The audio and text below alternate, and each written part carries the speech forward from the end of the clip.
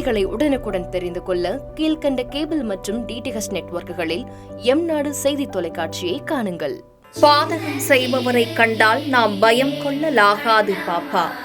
மோதி மிதித்துவிடு பாப்பா, அவர் முகத்தில் உமிழ்ந்துவிடு பாப்பா. அண்மை செய்திகளை உடனுக்குடன் தெரிந்து கொள்ள இணைந்திருங்கள் எம் நாடு தொலைக்காட்சியுடன்.